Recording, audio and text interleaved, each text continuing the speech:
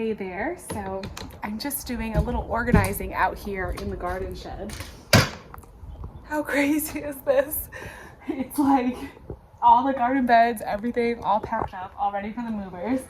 A little messy, but I'm trying to keep it as orderly as possible. So I was just doing a little bit of sorting it out. And I've also been kind of like thinking back on the garden the past season, and I thought I would sit down and just sort of chat through 3 of my favorite containers that I grew this year, and just kind of like go over those, because I think it's so easy at the end of the season to forget pretty quickly. You think you're going to remember everything that you grew, and you think you're going to remember, you know, what worked well, but as the years go by, the longer I garden, the more I realize that those different memories start to kind of blend together. So I thought I would just sit down and highlight my top 3 containers. It's a little sunny out here, but it actually feels really nice, and hopefully the sound is okay. It's not too windy. I thought I'd just do a little filming out here in the garden shed while I take a break from tidying and talk about these 3 containers that I grew.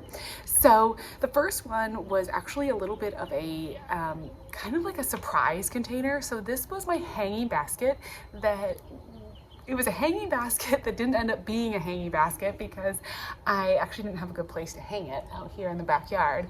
So I ended up setting it. It was just a cocoa fiber lined basket. I ended up setting it on a pot, but it worked out really beautifully. It was just absolutely gorgeous. And it was also a pretty unique combination of plants. So in that container, I had a mango tango agastaki. There was a blueberry muffin petunia, a white lantana, I think it was like moonlight something, just a classic sweet potato vine, and then another kind of like black petunia that had this really beautiful, it was like a really dark purpley black, and then it had these beautiful sort of chartreuse, almost white trim around each of the petals, and it was like kind of a double. I'm gonna have to try to go back and look at the names. So I've done different things every year for keeping track of my the names of the plants. Usually I just like throw all of the plant tags into a bin. This year I kept them with the plants in the pots, but what I realized what I really need to do is like create a binder and just get some page protectors, and each container put all the plant tags like into one page so that I can have it to reference for videos, for myself, for everything. I really need to, like, that's a lesson learned. So kind of just an additional lesson learned from last year. But in general, this container was so beautiful. That agastaki did so well in the kind of like really well draining container situation. I've grown them in the past in terracotta pots, and they've done pretty well. They've come back for me even as perennial.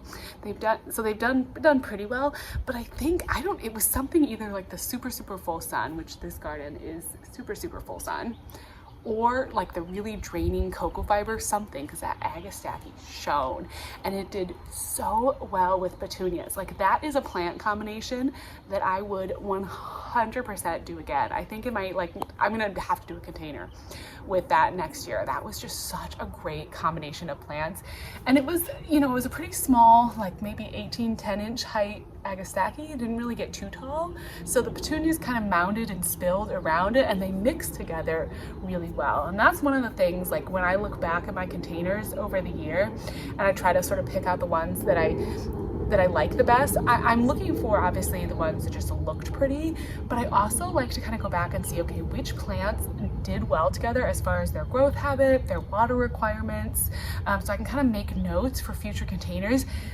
what grows well together. So even if I don't repeat like that exact combination of petunias with agastaki, I make a different color petunia and a different color agastaki at some point and put them together, because that just was such a good combination. Grew really beautifully throughout the season. Now, the other plants in the container like didn't shine quite as much. The lantana did well. It didn't explode throughout the season of growth, but honestly, it looked pretty good, and it bloomed throughout the season. And the sweet potato vine didn't really do much. I'm guessing that the cocoa fiber liner hanging basket is probably not an ideal sweet potato container. Sweet potatoes tend to like having their feet wet. They tend to like that a bit. And so that was not probably like the best situation for it, but the container itself as a whole got nice and big and full, and so I think like between all the different plants it was totally fine. Maybe in a different sort of container the sweet potato vine might end up doing a little better, so that might be something to kind of play around with a little bit. I do love sweet potato vines just in general as a good like spiller plant. Then let's talk about, okay, so another one of my favorite containers was one that I started, the first one, the hanging basket, that was all with started plants. Then I did a container with coleus and nasturtiums. I started with a 4-inch pot of the Albrido coleus. Beautiful, stunning coleus, and then I planted next to it, like underneath it, Alaska mix and dwarf jewel mix nasturtiums, and those were so beautiful. Like that combination of just the leaf textures, so the big round like lily pad style nasturtium leaves and the Alaska nasturtiums have the variegated nasturtium leaves, looked amazing. And then next to this, like those bright tones of the Albrido coleus was awesome. If you have a little bit more shade garden, you could also probably get away like a part sun situation growing that combination of plants. And I do worry sometimes when I'm planting a seed next to a started plant that the started plant is just going to outgrow the seedling. It's going to get huge. The seedling isn't going to have time to keep up with it. But it really did fine. It was able to grow up. Nasturtiums are a pretty big seedling. Once nasturtiums do sprout, they grow really fast, so it kept up beautifully. And then actually the colors, especially of the, I think it was the jewel mix nasturtiums, those color tones like matched really well with the tones of the Albrido coleus. So that was a really fun container and just added something a little bit different. And I really liked that. I thought that was a really great combination, and that's one I might repeat. Like that one I might repeat exactly as I did it this year, because it just worked so well. Then a container that I grew earlier in the year I also absolutely love. So it was a Sunfinity sunflower, a Vermilion Arcufia, and then I put in a, what's it called? What was it? Lavender, Conga Lavender Calibrachoa. And then I had just like a black heart sweet potato vine, or something heart sweet potato vine. Again, the sweet potato vine didn't do a whole lot, but it did add a pretty element of just like some of that dark foliage, a little bit of contrast, which is just nice to have in the garden. It's good to have some of those darker tones because everything is, you know, a lot of the annuals come with just like your typical run-of-the-mill green foliage. So really nice to have like that contrast with the sweet potato vine. And then the Calibrachoas and the Sunfinity sunflowers and the Vermilion Arcufia all grew beautifully together. Oh my gosh, they did so well. They were so cute. It really gave like, I don't know, country sort of farm garden, especially in the container that I put it in. It was so much fun. And the hummingbirds, if you followed the garden this year, you know the hummingbirds loved the Vermilion Arcufia. They were all over it all year long. They just covered those plants. I had the Vermilion Arcufia in the other container too. Oh my gosh, all over it. It was such a cute container. And that was another one that I'm like, I liked that combination enough that I would be tempted. I probably won't repeat it just because I like to share what I do and try different mixes and try different containers. So I probably won't repeat it, but it was a totally repeatable combination. I mean, it was just beautiful. And there's nothing like, I mean, like blue, yellow, red. If you just need an easy formula, blue, yellow, and then red or pink, like that's the easiest formula for creating a beautiful container like every single time. And so that just worked out. It was gorgeous. I loved it. Absolutely beautiful. No complaints. Did it last all season? I think by the end of the season, the Sunfinity sunflowers started to kind of look a little ragged. I am gonna have to go, like, I have the Sunfinity sunflowers in another bed in my garden too, and I have to kind of like play with them over the next few years and sort of see like, if it's an annual that sort of peaks and then is kind of peters out. I think it's just maybe a more shorter lived annual because it just didn't, I don't know, it didn't quite last, but that's okay. It was still really beautiful while it lasted, and when that container like peaked, it was gorgeous. And even once the symphony sunflowers sort of started to kind of like peter out, the familiar cuvea kept going, and the calibrachoas kept going. And this was like a hot, super sunny, dry garden, so the calibrachoas were very happy, very, very happy in my garden this year. Those past 3 containers would probably be like my top 3 containers of the garden, but my honorable mentions are just a fully calibrachoa container. Like calibrachoas, people sometimes have talked about having issues with them. They're one that really likes a lot of drainage. They don't like wet feet, and I find that they do really well. Sorry, I'm squinting so much. It actually feels really good though, even though I'm squinting to be out in the sun.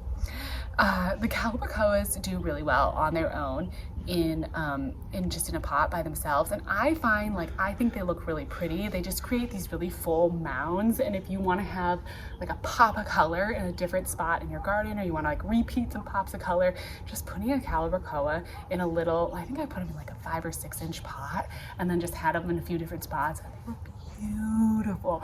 Like I had these pink ones that just were so stunning. I did have to stay on top of them for budworms, so you do sometimes need to, you get like the BT spray, you do need to kind of stay on top of them sometimes. If you find that you're having issues with your calibrachoas or your petunias blooming, if you're like not getting many blooms on them, try spraying with them with some BT. Like I would spray them about weekly, maybe a little bit more, but just about weekly. And the BT is just like a natural bacteria, but it the budworms eat it, and then they die. So it works really well. And when I did that, those containers just flourished. They looked so good. They were so pretty. And then the other container that's definitely like another honorable mention is I did a salvia, a dreamland mix zinnia, and a black, what was the specific variety name? I can't remember. See, I need to make this binder so that I can kind of like keep track of everything. But it was like this black petunia. Oh my gosh. It was such a good combination of plants. Again, just like plants that grow well together. Salvias, zinnias, and petunias all have very, very similar water requirements and similar. They want full sun. They don't want like just tons of water all the time. They want to, have good drainage.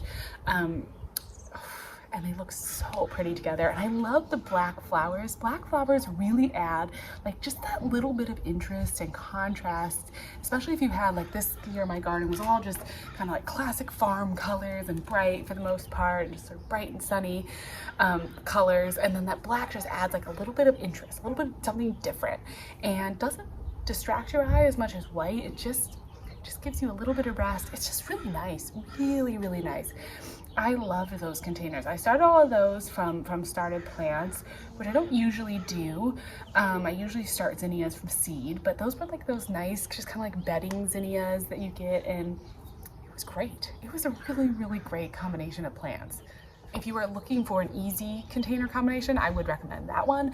You can also sub out the like the petunias for an herb. So I did another very similar container with the salvia. They didn't have a name for the salvia when I brought it back from the garden center. It was it didn't have a plant tag, but it was like a shorter kind of salvia with the shorter zinnia. And then I did another container where instead of the petunias, I put a creeping rosemary, and that did really well too.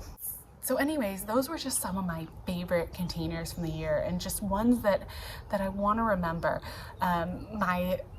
My skills as a container gardener have grown and grown, and I try every year to really do this, where I sit down and I look at what went well and I look at what didn't go well. And the nice thing about having YouTube and Instagram is I can kind of record that and talk that through and make some sort of notes about it, and then look forward for the next year, because you can have plants that just don't grow well together, whether their water requirements don't match or they don't like the same kind of sun. And sometimes it's not as obvious as just like, okay, this is a shade plant, this is a sun plant. Some plants just don't. In my experience, I'm trying to think of a good example of ones that just don't grow well together, but I've definitely had them. I've definitely had some that just like, it didn't work. And you can try it again and see if you can kind of pinpoint what it is. But then sometimes there's just these combinations where the plants want the same things. They grow really well together. Like that was the nice thing about that Agastaki and the petunia, as I said. Like they grew in, that's the door of the shed blowing in the breeze. They grew in and around each other, and they just their growth habits worked. You know, the Agastache is a little more sparse, some of the petunia can find its way in and around, and that's part of it. It's part of it too, you know, or you don't have a plant that just takes over the whole container. You know, my sweet potatoes, none of my sweet potato vines grew very much in this garden, and I don't know if that's because they were just so packed in with other plants in their containers, so they didn't have a lot of seed, like a lot of root space, which could definitely be part of it. Or it could also be that this is like such a full sun garden and pretty dry, and even though I watered every day, there's just like a certain amount of dryness in this garden. Sweet potato vines can kind of take over a container, which you can control in some amount with pruning, but it is something to think about and can sometimes impact a container. So it's interesting to look at those things and kind of like take those notes and then think about that going forward. And I just wanted to kind of like make a record for myself and share with you what I thought were the top containers and the ones that I want to remember those because they were so good and so beautiful, and I miss having them out here in the garden. Well, anyways, thank you so much for watching. I will talk to you again soon. Obviously my whole garden was a container garden this year, so I didn't even get into the raised beds, and I think I'm going to do some separate kind of like breakdown videos and talk about what went well with each individual raised bed, because it was very much a journey with each of the 5 raised beds this year, and they were all technically containers. So I didn't include them in my like favorite container rundown because I just wanted to talk about sort of the smaller sized containers. All right, well, I am going to do a little bit more organization and packing up out here. As always, thank you so much for watching, and I will talk to you again soon.